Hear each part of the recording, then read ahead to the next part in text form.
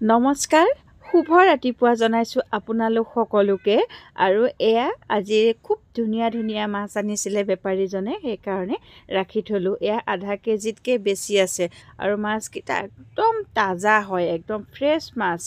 আৰু সেয়ে ভাবিলোঁ ৰাখি থওঁ আৰু ৰাখিলোঁ আৰু ব'লক এতিয়া একেবাৰে বাছি কুচি লওঁ তাৰপিছত লগ পাম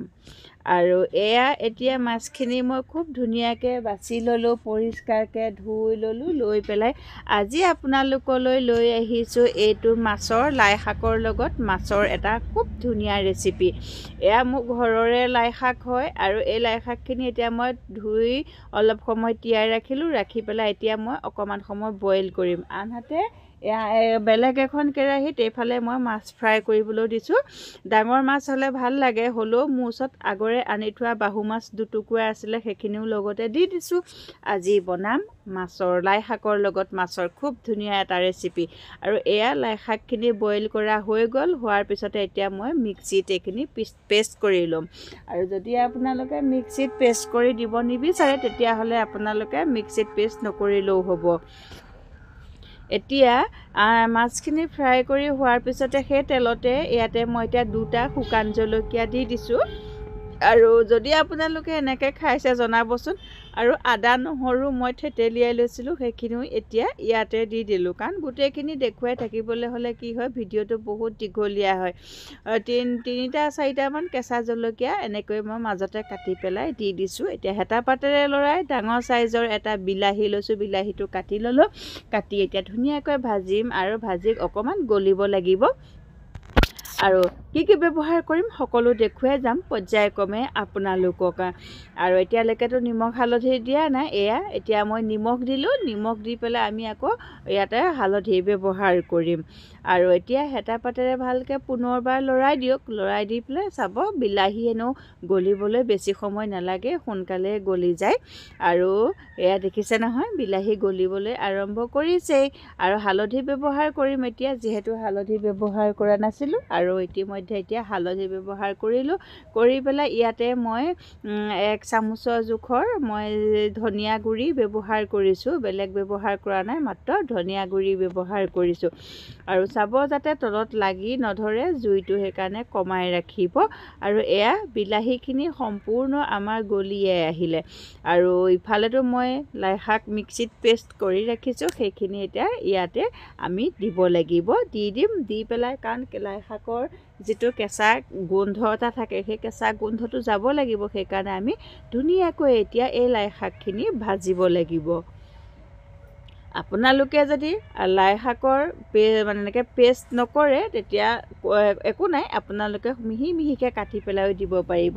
কিন্তু তেনেকৈ খায়ো ভাল লাগে আৰু আৰু এনেকৈ খালেও মানে কি হয় এটা বেলেগ এটা সোৱাদ হয় আৰু এয়া চক ধুনীয়াকৈ উতলি আছে আৰু মই দাইলতে আলু বইল কৰি ৰাখিছিলোঁ সেইখিনি দেখুৱাই থকা নাছিলোঁ আৰু এতিয়া বইল কৰা আলুখিনি দি দিলোঁ এটা কথা মন কৰিব মই কিন্তু ঢাকোন নাই মৰা দেই ঢাকোন মাৰিলে মানে কি হয় আমাৰ এই যিটো এই সেউজীয়া ৰংটো এই ৰংটো নাইকিয়া হৈ যায় সেইকাৰণে মই ঢাকোন ব্যৱহাৰ নকৰোঁ এতিয়া আলুখিনি মই লাহে লাহে অকণমান একেবাৰে মিহিকৈও ভাঙি নাই দিয়া যাতে টুকুৰা হৈ থাকে ডখৰকৈ তেনেকুৱাকৈ মই ভাঙি দিছোঁ